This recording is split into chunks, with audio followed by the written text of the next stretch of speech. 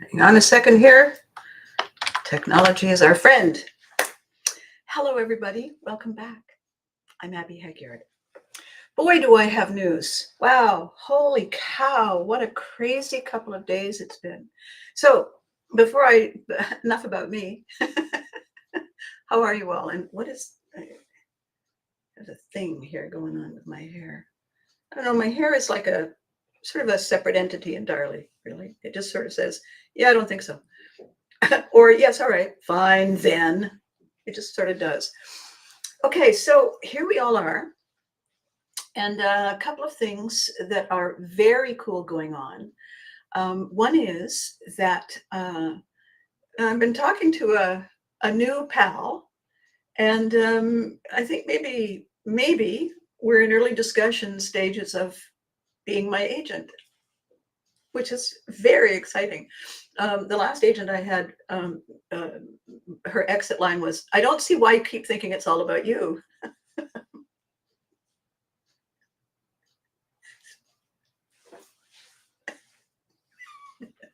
Good morning, Freddie. How are you? So when I realized that that agent and I were not really, it's not that we weren't on the same page. We weren't even the same library. It was a totally different kind of worlds that we inhabited.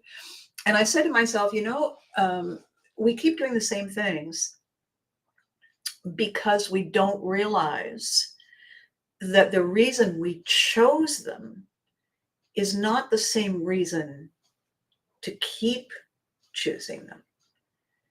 What was going on in our lives when we made that decision has shifted, because everything does, right? And so I was having this really great conversation. And the reason I'm staying kind of anonymous and no name at this moment is because I want us both to make sure that we aren't making a ghastly miscalculation.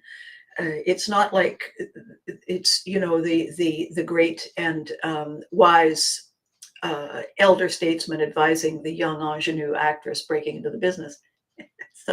So what we both want to do is make sure that we're focused on the things that are going to make us both very happy, which is exciting because it's very difficult to find somebody who gets it, gets you, and vice versa. So that's one of the big news. The other big news is that big conversation yesterday with the realtor who's handling the estate sale from the loss of my dear sweet pal. And it looks like we have somebody with the resources and the seriousness and the right kind of personality to fit into that rather unique neighborhood. And so we've had a couple of discussions with this through our realtor, and it looks like it's probably going to happen. And the joy is that while the prospective buyer is a young couple, their dad lives in the neighborhood and is known to the neighbors, which means that it's not a horrible surprise jolt.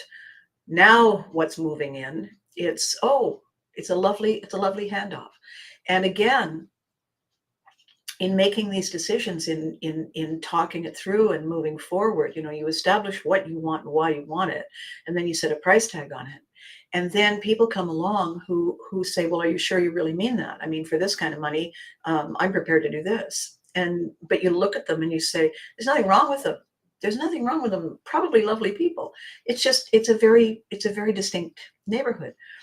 And I would love it that the shock and sadness and surprise that everybody in the close circle was going through don't feel like something ended with a thundering crash, and now there's a horrible surprise in store for them, something they have to adjust to, because the adjusting period, as we all know, is really tough, because everything is not where we thought it would be. And you open the cupboard and, oh yeah, that's right, I don't keep that here, I keep it over there.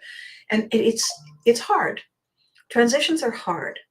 And I speak from experience in transition stuff, because of all the military postings. And then after that, all the showbiz transitions from you're starring in this, you're not starring in this. In fact, you're out of work and I never want to see you again. And then you're starring in the next thing.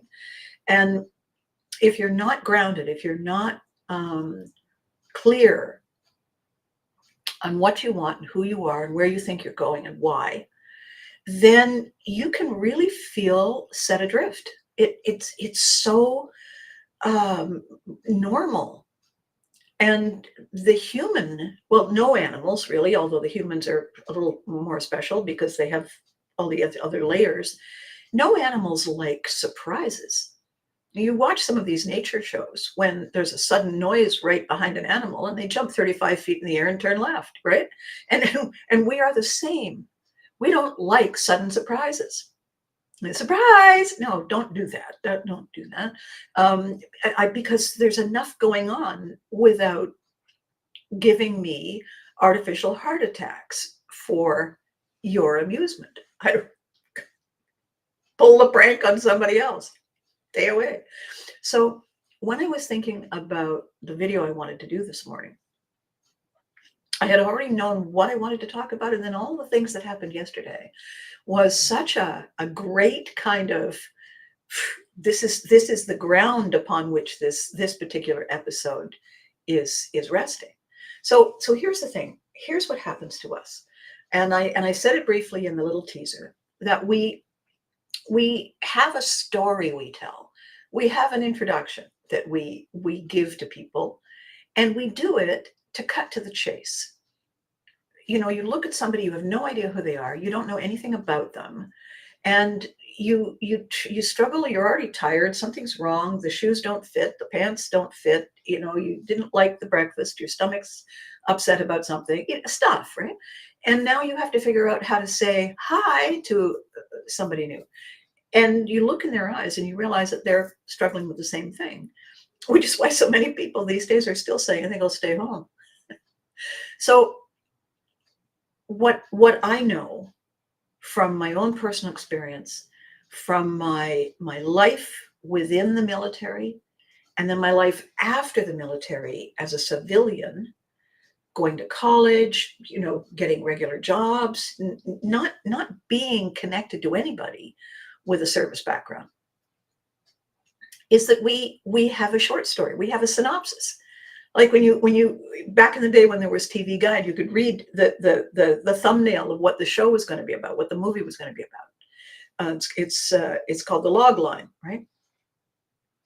Boy meets girl, friends meets Golden Girls at Cheers, right? So you already know, and you decide if you liked those other three shows, you're ready for it, and you're kind of in the right frame of mind. So one of the things that I'm doing, as I think you know, for those of you who've been watching a while, is that I am returning from a time away. I was here working from Ottawa, Canada, getting involved in television, getting involved in radio, getting involved in theater, learning how to write for people, for other people, because of some apprentice jobs I'd had early on in the States, understanding what it means to market people in a way that is game-changing, getting my toes wet in that world. And that became my me. Abby Haggard, former military brat, our town girl, this show, that show, the other show. All of a sudden, you can't do that on television, and I'm the world's number one TV mom. A little odd and surprising for a fairly young woman with no children, not married. Oh well, keep smiling, moving forward. Maybe the apron and the gloves will distract them. And that became my story. And when I go to the fan events, that's the story they come to relive with me. The people who come to my booth, the people who come to my live shows, the people who tune in, a lot of them, the people who friend me on social media, connect to me on social media, are still reading and telling that story about me. the one they remember when they first met me. Gosh, I remember the time I must have been 12. And then they tell me that story. And it comes as a great surprise to them when I say, "Oh my gosh, that's so cool. So what do you do now?" They don't expect that, because the fan events, the live events, the celebrity events, the fame events are always about the thing you're known for, the thing you did, the thing that everybody recognizes, everybody connects to, right? And perfectly normal. That's why they buy the ticket. They want to go and see if you're still alive and kicking, so that they can actively go back in their time and tell me their favorite story. The last live event I did, a fellow came up with 2 DVDs, holding them up like this, and they weren't from the kids show, and they weren't from Care Bears. They were from a Canadian series called For Better or For Worse. And I was staring at them because I hadn't seen them in a while. I'm staring at them, and I'm smiling, and he's grinning at me, and I'm staring, and then all of a sudden I realized what I was staring at. Oh my God. And he said, right, right. He and I had a conversation completely different from the Care Bears and the Kid Show and all that stuff. Completely different, totally other universe. Him telling me when he found it, how much he loved it, how much he identified with whoever it was. Good morning, Eddie. How are you? He was so excited and so keen. He said, I've come to these shows before and I've watched what the focus is. And he said, I've been planning all summer. I'm going to come and completely blindside her. And I said, and you have. And somebody working in the booth said, what's that? And I said, didn't you know that I did this? No. All of a sudden, there's a sequel to the story, isn't there? There's a revisit. There's a remake. There's an update. Oh my gosh. Every person coming, every person waiting to be the next one to go through my famification process with them is listening. I didn't know you did that. When was that show? I remember it in the newspaper. Total new, completely new set of ripple effects, overlapping all the other ripple effects. What happened there? What happened was people who had seen each other year after year coming to these events, seeing me there, suddenly had something completely new to talk about, to remember, to go back and find the hook points and share with somebody they thought all they were going to do was say, hey, good to see you. How have you been? No, they did that. But they had this new, exciting, why didn't I know that before? And that just changed everything. And so when I realized yesterday that I had the opportunity with this very, very interesting individual who reached out to me to reset what it means to be my rep, to reset what it means when Abby comes to a fan convention, to reset what my purpose is at the panel. Because it's not just that show. It's not just that decade. It's how are you now? How are you doing now? Whatever happened to? What's your best story now? Because every time I do a panel, it's always about the audience. Ask me a question. Let's talk about you for a second. Enough about me. I have a booth. Let's talk about you. And so it becomes a totally different kind of reunion, because you can only ride so far on what was. Fame is one of my fabulous fame kids in the fame book said, fame is an echo. People don't buy a concert ticket really to go to this concert. I mean they are, but they're buying a ticket to relive the last one and hope that this one measures up to their memory of utter magic. Fame for people is the link to the past from the present. It's not going back in time. It's bringing time here, right? And when I know, hello Muriel, how wonderful to see you. Thank you for joining us.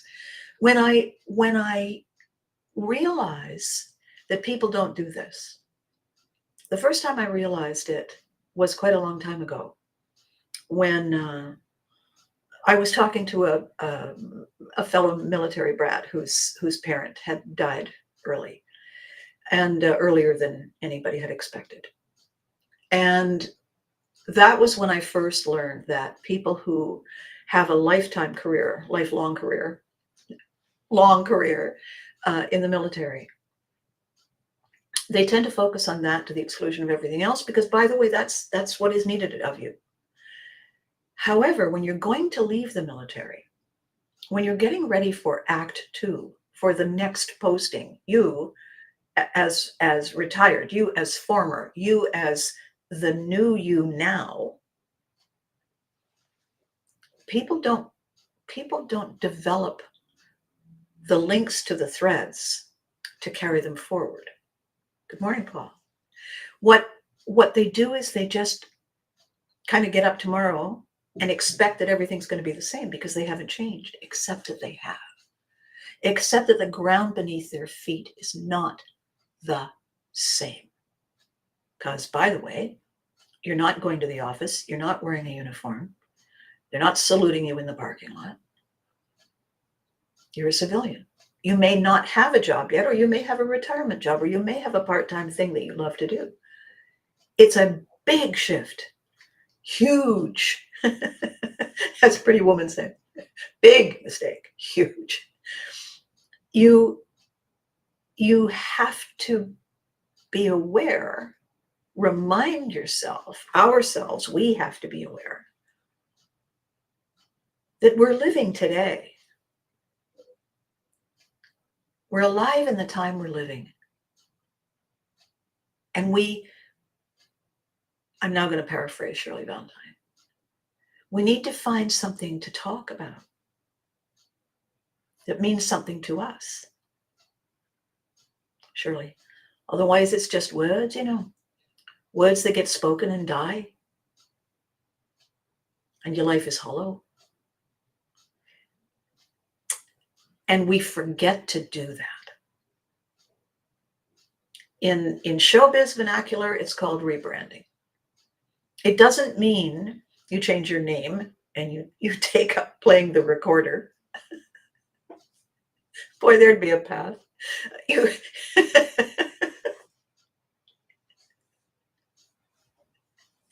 It's easier than the harp, really, to show up for rehearsals.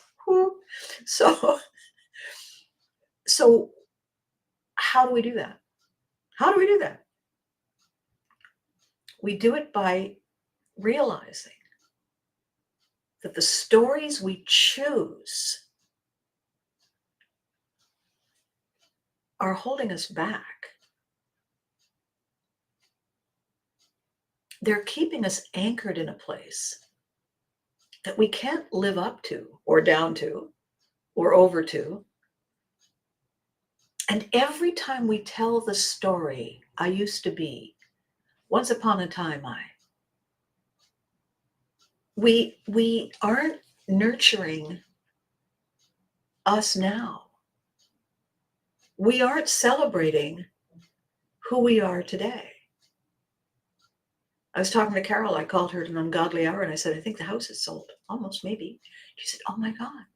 And we were talking about how long it's been. And we were talking about where I was and where she was and where we were when I first made the move. When I first said, I think I'm gonna maybe step outside Ottawa for a while. Give myself a breather, give Ottawa a chance to catch its breath.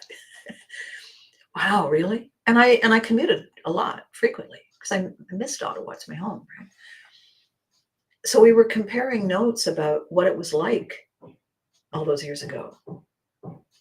and where we each individually were all those years ago, and what had been going on in our lives, and how much has been transforming us without really paying attention. The other day on Facebook, I posted a picture of me doing one of the videos a year ago. And I looked exhausted. I looked like I was defying gravity without having the faintest idea how I was managing to pull it off. And that was it. It wasn't that I was floating, it's that I was not falling.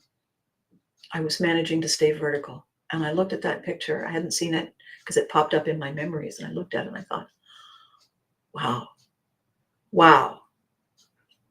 And if all I did every day was talk about what those months were like, on and on and on, I wouldn't have my eyes open to today. I wouldn't have my eyes open to the people I'm seeing in these days. I wouldn't have my pure delight and wonder that this is my office. This is my office. And this is where, all my stuff that I really love, that I didn't have room for in the other place. This is my workspace. Yesterday I was working on designing the book covers for the Pivot Tree books. It's a collection of 7 books. I got up really early and made the coffee, and I came to the office because I had a whole bunch of ideas. And except for the phone call with the agent and the back and forths with the realtors, I just worked. And worked and worked and worked, got up every so often, answer the phone, go to the bathroom, more coffee, came back, sat down. And at one point I suddenly thought, I'm hungry. Gosh, I should probably eat something. I looked at the clock and it was 10:30 at night. I hadn't had breakfast. I hadn't had lunch. I was just in it. Not only have I not done that lately, I had to put my entire life, all of it, the work, the ideas, the creation, the notes, the development of Pivotry, on hold, on ice, until I got here, until I had unpacked, until I had the energy. You have to take time to celebrate you daily, even from not arguing or smoking one less cigarette. Small wins are still wins. Mr. Bachman, you're a very wise man. That is very true. Celebrate the small wins. Celebrate the simple win. I'm with you. Brilliant. So when I saw that picture the other day, because it's not that long ago, saw that picture and I looked at it and I thought, wow. And then when I was speaking to Carol, she said, your phone calls, your good and bad calls, I have bad news or I have good news. She said, they're pretty remarkable. Have you noticed that? My big news is I finished a book, reading it. My big news is that I bought shoes.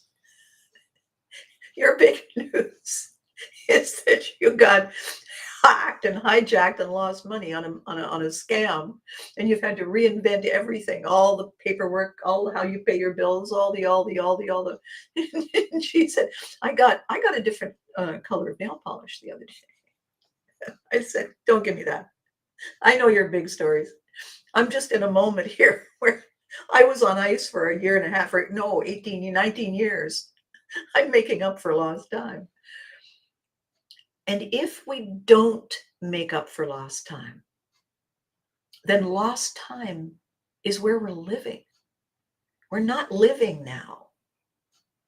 It's nice outside. It's going to be warm this week.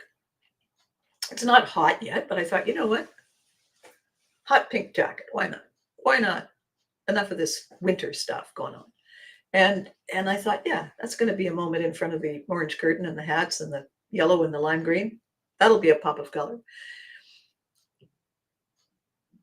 I think what we need to be talking about in all of this rambling back and forth is that who we are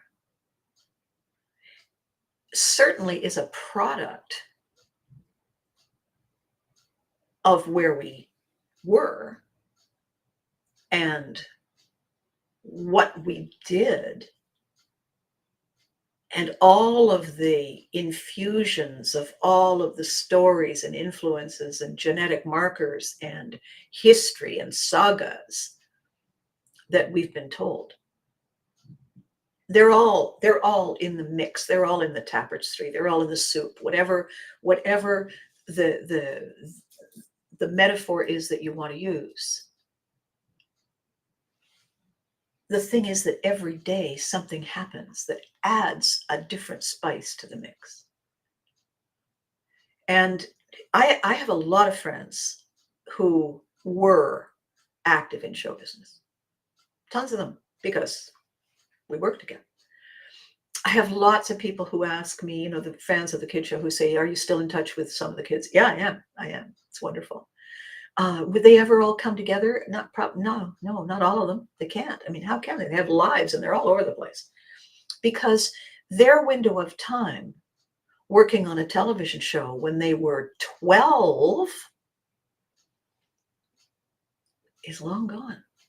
And they have lives and they have agendas and they have careers and they have families and they have new passions, some of which may be connected, but most probably aren't really.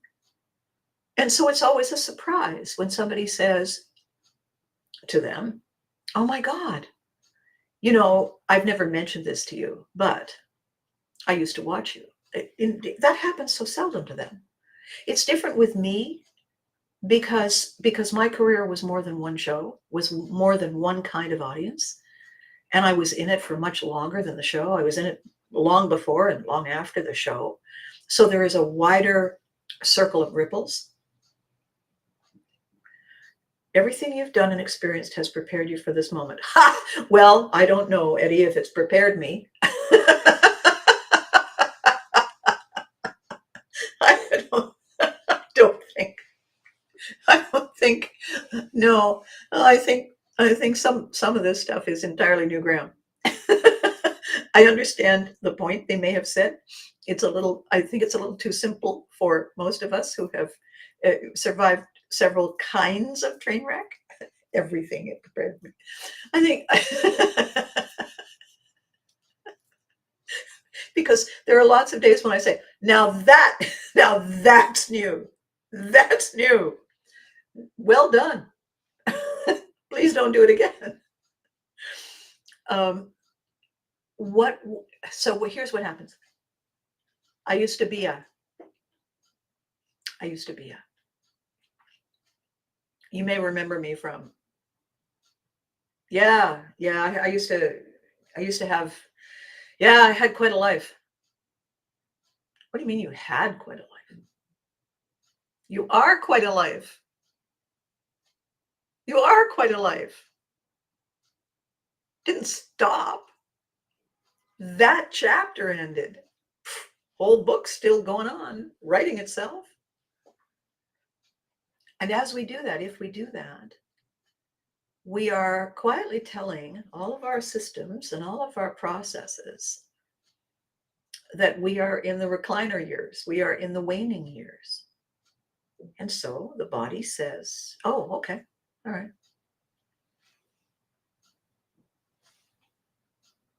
I'm not suggesting that everybody should leap up and go and find an agent and get started all over again, or go and, um, give up the safety and the sanity and the sanctity of a comfortable life and go and live off the grid someplace that is horrifying half the time. I'm not saying that. I'm saying that what you've decided to do today with your day, the element of surprise that you're enjoying. Think I'll dye my hair green. Not me. I use it, isn't it? No. You know what? I think all this. I've always wanted to do that. I wonder why I never did it. I think I'm going to look into it. And so you bump into somebody that you've known for 150 years and you say, "So what are you up to?" Thinking they're going to tell you that they've finally got around to replanting the tulips. And they say, "You know what? I started looking to taking up coin collecting, and I'm going to go to a coin show in some place." And you say, "What? Yeah, I always wanted to do that. When I was a kid, my grandfather gave me a rare coin. And he said, someday this will be really valuable to you. So we put it into a thing, a plastic thing. And I've always wanted to know how valuable. I said, do you think the value is in the coin's monetary value? And he said, oh, no, no, no. He said, that's just going to be the cherry on the icing. No, that it's priceless because it's my granddad and I. It's our adventures together. Every time I look at the coin, he's with me. We're talking about it. And I said, that's beautiful. And he said, yeah, and he said it's a fun thing to do. And he said, it's the weirdest thing. The other day, I was looking at the coin and I thought, why haven't I done that? It's a cool thing to do. What else am I doing? What am I going to do? Paint the kitchen? Replant the tulips? And I was laughing because I thought, hey, I'm doing something new, meant plant the tulips. Because what happens is we put ourselves into a kind of holding pattern. We have, good morning. You don't think you from 5 years ago? Don't you love it when people say, where do you see yourself 5 years from now? Military kid. Okay, since nobody ever really gets the posting to London, Paris, or Rome, I'm going to say that's where I don't see myself. How's that? What we need to do for us, it's spring, right? It is good morning, Daniel. Lovely to see you. It's spring. We've made the New Year's resolutions that we immediately began to break and we've tried a couple of things and we've enjoyed or not enjoyed Valentine's Day, and we've received the credit card bill from Christmas and whatever came before Thanksgiving. And we are looking at, so now what? What am I going to do now? You can smell the air and it feels like things are kind of coming alive. And then if we are not thinking of something, it's difficult if we don't feel like we're coming alive. Because the opposite is an unfortunate thing to consider. So the question today for this video, what are the stories that you choose to hang on to? The corollary question is, are you ready to update them? Are you ready to think about the next chapter, the next step? Because if it's a new step, it's not, oh gosh, I don't know if I'm too old to, no. It's brand new. There's no limits on it. There's no definition of how old people are when they try something new. If you feel tired, a lot of the time, it's from nostalgia and wistfulness that the thing you loved, you can't do anymore. And you really loved it. It really was everything. When I walked away from show business, from acting, from being on camera, from doing live events, I walked away in 2004. I walked away from the thing I loved more than anything.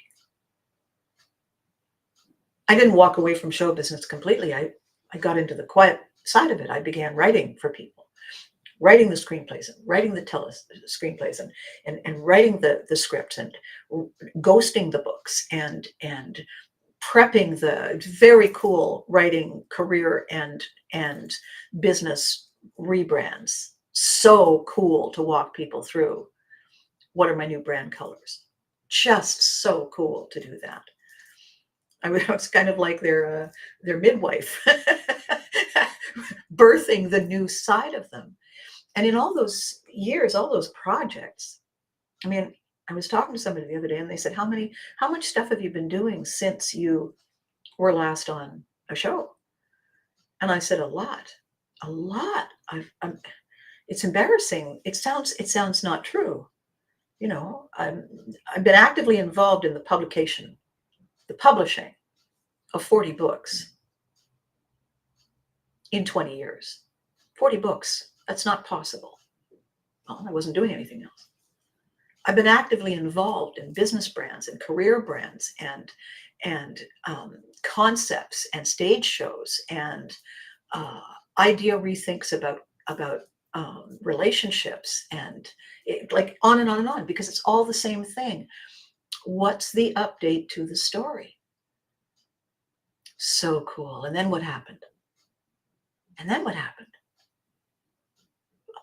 I don't know. I don't have anything. Freddie is celebrating the 5th anniversary of me asking him this question. Oh, Freddie, thank you. That's amazing. 5 years I've been working on this. Wow. That's incredible. That's amazing. What, Paul, you have a 1 to 3 year plan and a 3 to 5 year and a 5 to 10 year. It keeps me driven and on point. Wow. Oh my gosh. That's discipline. Congratulations. We are not worthy. We might be worthy eventually, but right now. So what I want to talk about today, I've already been talking about it for half an hour. What I want to talk about today is something I read. It was a clip of something that said, altered states create altered outcomes. And I thought, oh, that's brilliant. That's so profound. Altered states create altered outcomes. Absolutely. If I'm in a good mood, if I'm in an unhappy place, if I'm energized, if I'm exhausted, if I'm scared, if I'm excited, right? Altered states create altered outcomes. If I scream into the wind that nothing good ever happens to me, the universe says, oh, okay, if that's what you want. If, on the other hand, smiling at the universe and giving it a hug and saying, best day today, best day so far, see you tomorrow. Universe says, you know it. Altered states create altered outcomes. I have a really great pal who was very active in his younger years, saw active duty, traveled the world, got up to all kinds of crazy misadventures, is happy where he is happy in his early retirement, had to have a procedure done, has a fair amount of residual pain. And what he was saying to me was, I got friends who lost toes, who lost legs and arms, came back traumatized, came back blind. I got a twinge of pain every now and again. I'm the lucky one. Every day. And he's making more than the best of it. He's not shouldering in. He's waking up and saying, okay then, what kind of trouble can I get into today? What kind of fun can I have? He chose his state. And that's where he's living. And these are his altered outcomes. And he reaches out and he says, crazy that we're talking. I watched you when I was a kid. Crazy. It feels surreal. And I said, I know, right? I spent all these years with kids on set who were 12. And then when I have conversations with them and they're 40, and they're saying, hey mom, how's it going? But we're now both adults. We're both having adult conversations. And then I go back and I say, did you ever figure out why you used to do that? Oh God, no. Fortunately, you're the only one who remembers that I used to do that. So, where we want to be, well, we get to be there if that's where we choose to be. Well, I would rather be this. Yes, but are you actively choosing it? Are you actively saying, I live here now? I live here now. Yeah, I have that, and I have that, and I live here now. Are you choosing that, or are you choosing that story, those stories that you used to break the ice with? When I talk to people now, I say I'm famous as the kind of person I have never been. What is that? A mom. I've been a military brat. I come from Viking stock. I've done this, I've done this, I've done that. I've never been a mom.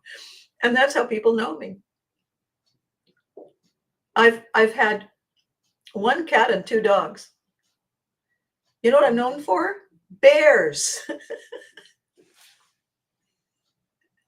How is that possible? Teddy Ruxpin, 3 Care Bears. I think there's another bear in there somewhere. I can't remember now. So how did that happen? And then somebody will say something kind, or somebody will say something like, well, they saw you in that dress, and what else were they going to think? Thanks. I get to choose how I write this current chapter. I get to go back, look through the book, read the beginning, go through a few chapters, read a part, go a few, read, and say to myself, yeah, I can see a trajectory in there. I can see it doing this. My trajectory. It looks like I'm kind of here now. How cool is that? Somebody the other day said, have you ever thought of writing an autobiography? And I said, well, I would, except that I think I can make more money if I just threaten to write it. Because people will not want me to reveal all the things, how much to not write it.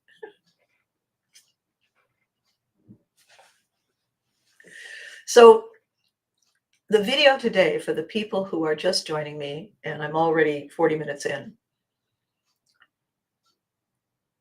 I am transitioning my life and my career and my audience reach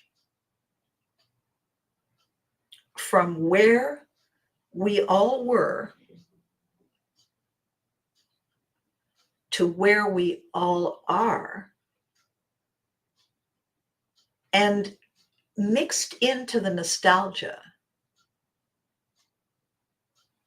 I'm creating and delivering and sharing and empowering my fans, my friends, my audience, my colleagues, my co-conspirators to look at the story that we are living now. Look at the stories, look at the people, look at what we are producing, what our perspective is now. And the reason that matters, I think, I was having this fabulous conversation with a fan, with a former fan. Not a former fan, they're still a fan, but former kid. And we were talking about the things that happened to us. And he said this amazing thing. It's lovely. He said, do you know that I would have given at least one arm and possibly a leg to have been able to have a conversation like this with you when I was 12? And I said, yeah, I get it. Me too. The good news is we're having it now. And the great news is the conversation includes then and all the steps, trajectories, and everything now. The conversation now is so rich and so layered and so incredible because we're living this moment. We're not worshiping at a past moment. We have this moment under our arm and we're saying, stick with me, kid. Let's see what today brings. It's a totally different feeling. It comes all the way through you. Altered states create altered outcomes. The idea of changing, the idea of growing from and with our origins, our roots, is exciting to see how far we've come and the paths we've been on. And what we learned that allows us to say, okay, don't need to do that. Yeah, make new mistakes, have new wonderful opportunities to go. So, as I said, for those just joining, I have decided to do these videos. I've decided to reinvent, reassert, redefine what it means when I am part of an event, when I am part of your day, when I am part of a story that is swirling around. What does it mean when someone you knew as a mom when you were 12 and somebody you knew as a lovely, sweet, innocent, animated creature, many of them, when you were young, and I'm still here and I'm still with you, and I'm bringing with me to you all the stuff that you never knew about me as a person. It's not that I'm no longer mom. It's that mom was always part of me. The Care Bears were always part of me. We were just all very busy watching Mom and the Care Bears and For Better For Worse and Teddy Ruxpin and all the other shows to wonder, I wonder what she's like. And well, the people who are meeting me now are finding out. So the idea is this. My project, my pivotal transformational project, celebrating us and discovering the location of the coping skills we have. We didn't know we had them because we didn't know where they are, because we learned them before we learned how to talk. As a military kid and somebody who on purpose went into show business, I know where they are. I know how to go get them. I know how to breathe, pump air into them again, bring them back to life. I do it every day. When I was talking with my prospective agent, I said, when you can compartmentalize, when you can be 100% fully present here and then say, I'll be back, and you leave that on hold in order to be fully 100% present here, and you learn that skill and you understand how you do it, and you know you can go back to it, there is a feeling of safety there. It's like, the difference? Here's the difference. If you know that you can do this, absolutely without question, you know you can do this, it is not the same as feeling 99% confident that when you jump out of the perfectly good airplane, the parachute will open. Part of the reason people do the jump is because they're not sure. I don't need to know. Thanks. The excitement is the not knowing. But for the rest of us, Uncertainty cripples us. Uncertainty makes us feel small and powerless and at risk. So we wait, we hold our breath, we freeze, we hide. And that's deadly. It's like toxic shock. It shuts your systems down. And you end up living a half life. And none of us realizes it. We're not aware that it's happened. Because we no longer see the world the way we used to see it. The sky is not as bright a blue as it used to be. Oh, well, it's kind of guess that's what's, well, it's that time of year, I guess. The number of people vastly younger than me who say, well, that's age, right? What? Which age? Or what are you talking about? Well, I mean, you can't expect to have, fun. Why not? Why not? Who said not? Where are they? Give me their number.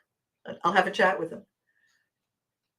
And people start resigning, giving up, making do with less. What I am doing with the project, with the Pivot Tree Project, is I am saying, what has happened to you before in the past? Is something has been going on that you have put up with, that you have been good about, that you have said, well, it's not that bad, and I don't really mind, except that you did.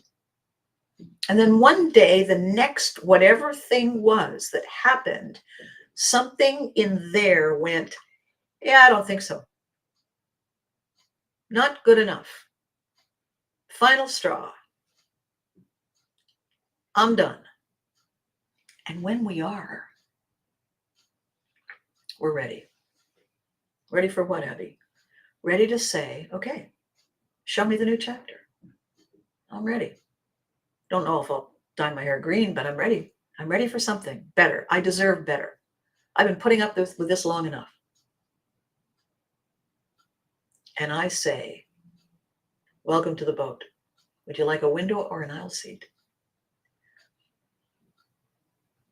And then we talk about the pivot, the mindset correct, the reset, the adjustment. And if it feels scary or crazy or weird, humor me for a minute and visualize yourself in a boat. Doesn't have to be a Viking worship. Could be. Doesn't have to be. Doesn't have to be a cruise ship. Doesn't have to be a little sailboat with a single sail. Whatever your boat. As the boat with you in it is moseying along, how often do you have to correct course?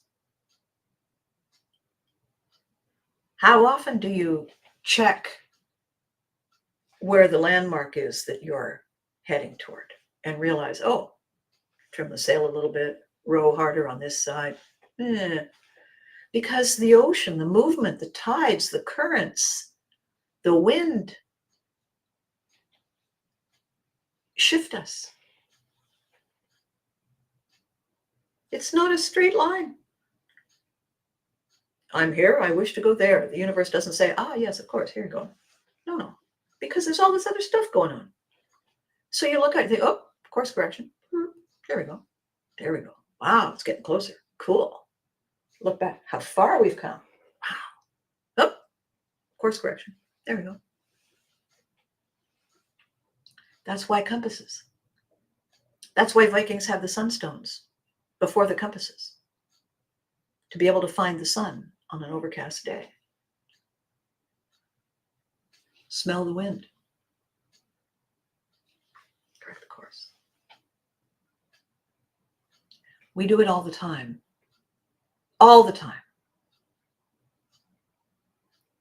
My favorite story is somebody hands you a puppy, a newborn puppy, and it's like the size of the palm of your hand, and they put the puppy in your hand. You say, "Oh, those are cute. What's a cute little? But what's your name?" Right? The dog is sitting there saying, "These people, I don't know." Right? You're talking. Why? You bring you and your voice down to the size of the creature you're talking to. You look at the clock. You realize it's time for the garbage to go out. And you hand the puppy back to the person and you say, "I'll be right back." Go grab the garbage, run outside, and the truck is early. The truck is early. They've already emptied the bin. So you're racing down the sidewalk with the bag. You're running after them down the street, yelling. And the driver or the guy on the back turns around and says something charming. And they don't stop. What's the tone of voice you use to reply to those people? I'm betting it's not the voice or the tone that you used with the puppy. "Hello, why won't you stop and let me come and get..." No, that's not what you do. I know that's not what you do. It's certainly not what I do. I am perfectly capable of talking to something that small. I'm perfectly capable of being something that small.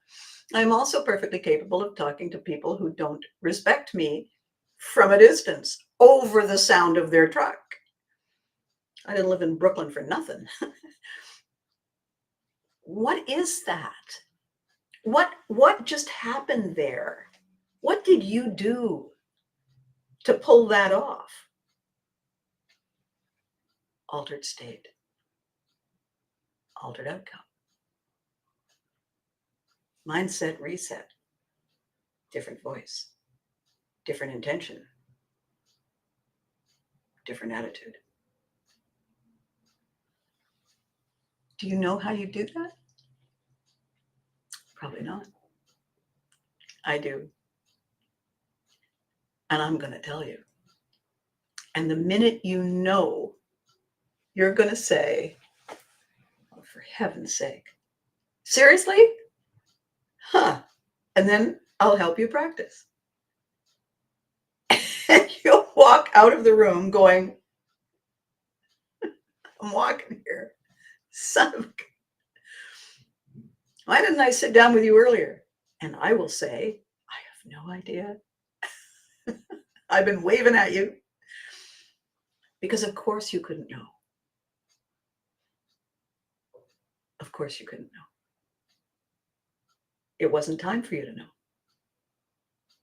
If it strikes the chord, you're ready to know.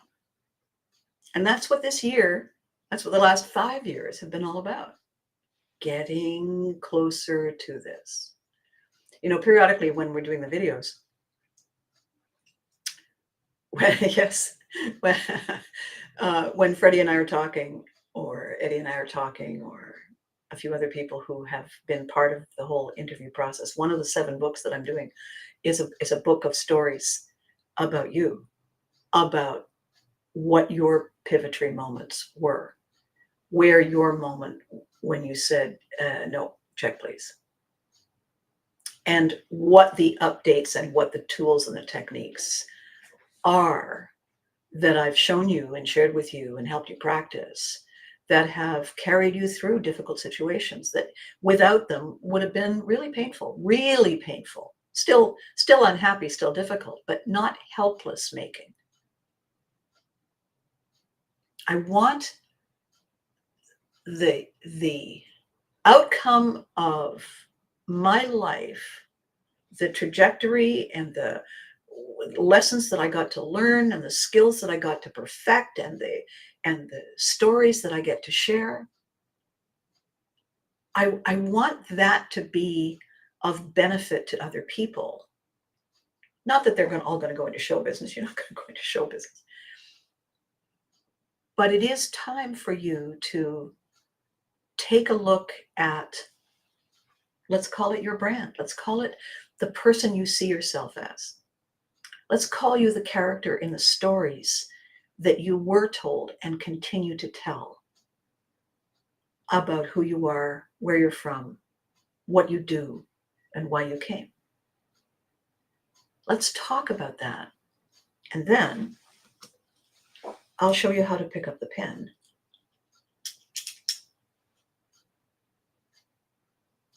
and do some editing. It's your pen. It's your story. It's your path. And if you're watching me, if you're getting up every morning, and if you're going about your day, you're not done yet. So why would you put yourself through half-life? You would only do it if you didn't realize that there was a doorway, a key, a walkthrough. Altered states create altered outcomes.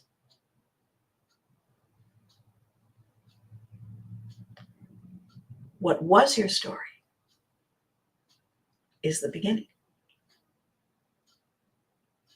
That's all it is. And we have more of the story to write. Correct? Correct. Okay. I will let you go. It's been long. Sorry. I think important though.